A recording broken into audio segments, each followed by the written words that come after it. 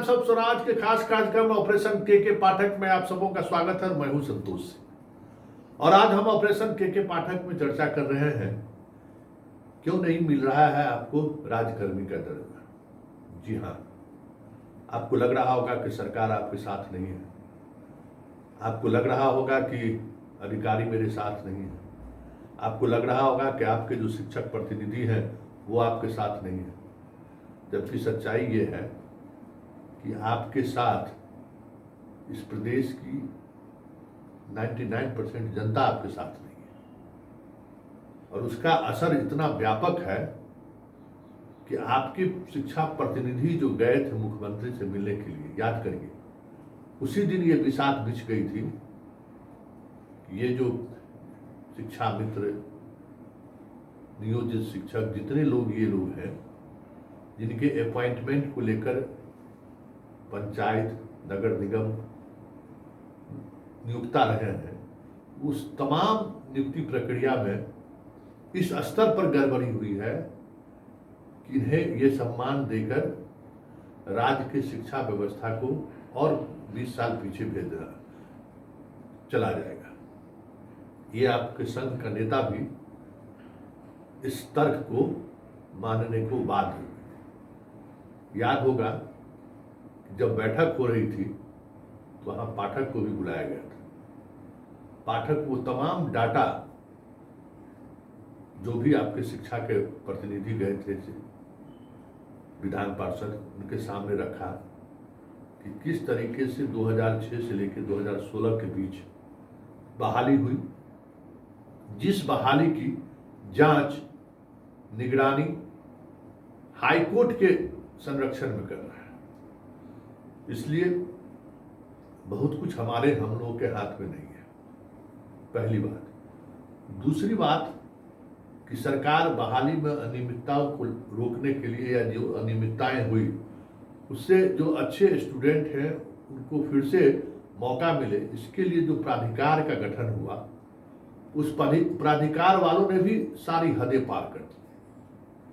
हजारों ऐसे शिक्षक को उन्होंने बहाल कर दिया है जिनका रोस्टर में भी नाम नहीं था, मतलब जो अप्लाई भी नहीं किया था उनको भी वो लाभ मिल गया, सब लोग शिक्षक बन गए। और ये सारा डाटा बाद के दिनों में जो टोल फ्री नंबर जारी हुआ के पाठक के द्वारा, उसमें जितने शिकायतें मिले अनियमितताओं को लेकर, वो सारे कलमबंद करके फिर से मुख्यमंत्री सचिवालय को मुहैया करा दिया गया कि देखिए किस अभी हम लोग शिक्षक आ रहे हैं कि नहीं, छात्र की उपस्थिति को लेकर ये टोल फ्री नंबर हमने जारी किया कि ज़्यादा से ज़्यादा शिकायतें गांव से इस तरीके की आनी चाहिए। शिकायतें क्या आ रही हैं कि फर्जी बहाली है, डिग्री सही नहीं है, और आपको जानकर हैरान हो जाइएगा कि लगभग ऐसे 2 लाख से अधिक शिकायतें पहुंची है उस टोल फ्री नंबर पर। सिर्फ बहाली को लेकर शिकायत, इनकी बहाली गलत हुई है, इनका प्रमाण पत्र गलत है, ये ऐसे संस्थान से डिग्री लेकर नौकरी कर रहे हैं जिस संस्थान की मान्यता हाईकोर्ट ने रद्द कर दी है। ये सारा कुछ आपके खिलाफ जा रहा था और वो फाइलें मोटी होती चली जा रही थी। लगातार वो कंप्लेन पहुंच रहा था पटना और वो कंपाइल हो रहा था। आखिरकार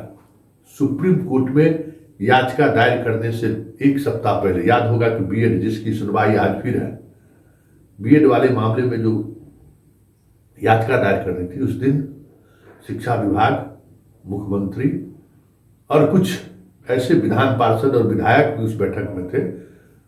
जो चीजों को समझना चाहते थे। इस साथ लगभग 3 घंटे तक बैठक हुई, चीफ सेक्रेटरी भी उस बैठक में मौजूद थे और के पाठक ने एक एक बिंदु पर अपनी बात को रखा कि कैसे, देखिए जिन हम लोग अगर इन्हें राजकर्मी का दर्जा देते हैं तो किस स्तर पर अराजकता फैली हुई है अपॉइंटमेंट को लेकर, ये जरा देखिए कैसे हम इनको दे सकते हैं। सरकार इस पक्ष में है कि हटाया नहीं जाए, अब इतने दिनों से नौकरी में है तो नौकरी में रहने दिया जाए। एक जो वेलफेयर स्टेट का होता है अपना, पॉलिटिकल दबाव भी होता है, तो इनको हटाए नहीं, लेकिन इनको राजकर्मी का दर्जा न मिले। और ये लोग आंदोलन कर रहे हैं, इसमें बहुत अच्छे टीचर भी हैं, मतलब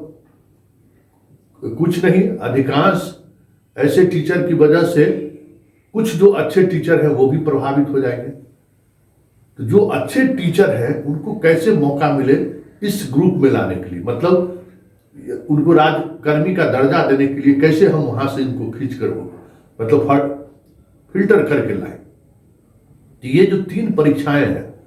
वो फिल्टर है ऐसे शिक्षकों को राजकर्मी की तरफ लाने का जिनके अंदर में वाकई में योग्यता है, लेकिन इस भ्रष्ट तंत्र के शिकार वो भी है। तो ये 3 मौका ऐसे शिक्षकों के लिए है जिनकी डिग्री सही है, जो अच्छे तरीके से पढ़ाई किए हैं, उनको मौका दिया जाएगा और उस मौका के बाद उन्हें राजकर्मी का दर्जा भी दिया जाएगा। ये रणनीति है। बाकी जितने शिक्षक हैं वो विशिष्ट शिक्षक के सहारे अब ढोना है तो ढोते हुए चलते चलिए। उसी स्कूल में इनको ये एहसास कराते रहना है कि आप फर्जी डिग्री वाले हैं, आपकी योग्यता कम है और इसी वजह से आप विशिष्ट शिक्षक बन के आप इसी तरीके से बने रहिए। बीपीएससी वाले जो लोग आ रहे हैं वो आपके ऊपर बैठेंगे, आप पर शासन करेंगे,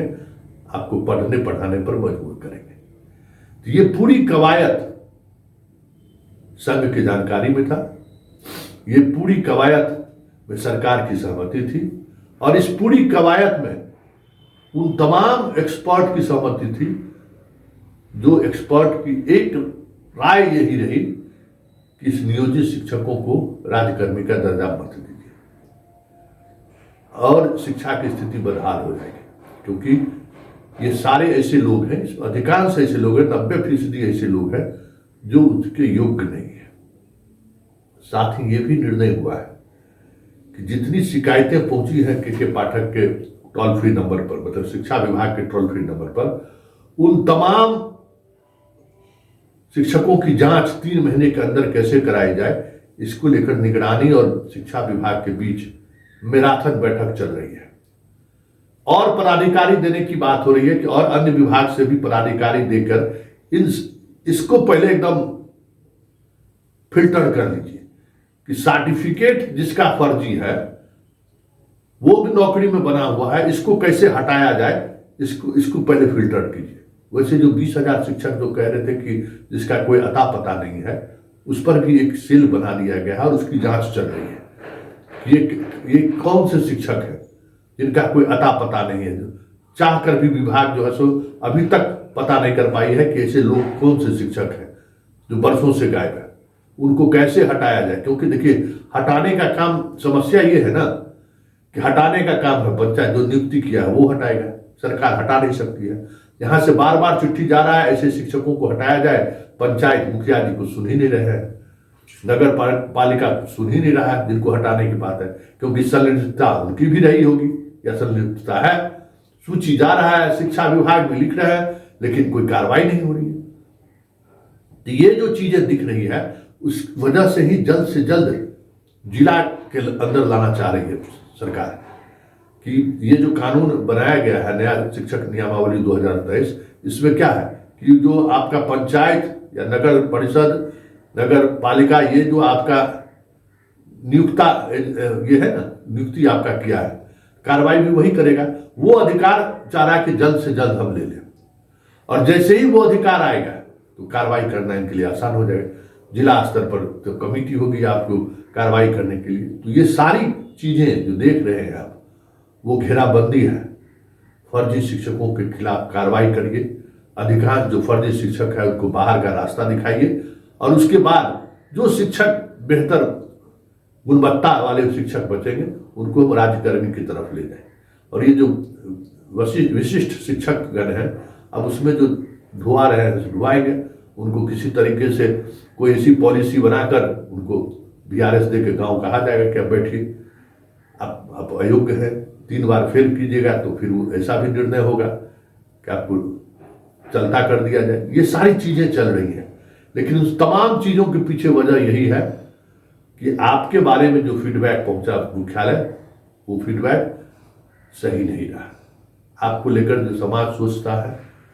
आपके बारे में जो पदाधिकारी सोचते हैं, आपके बारे में जो आईएएस लोग सोचते हैं, उन तमाम लोगों को लगता है कि ये जो बहाली की प्रक्रिया हुई है, इसमें अधिकांश अयोग्य लोग आ गए हैं। योग्य लोगों को एक रणनीति के तहत इस पूरे प्रोसेस से बाहर रखा गया है। इसलिए ऐसे लोगों को राजकर्मी बनाना बिहार की शिक्षा व्यवस्था के साथ बड़ा क्रूर मजाक होगा।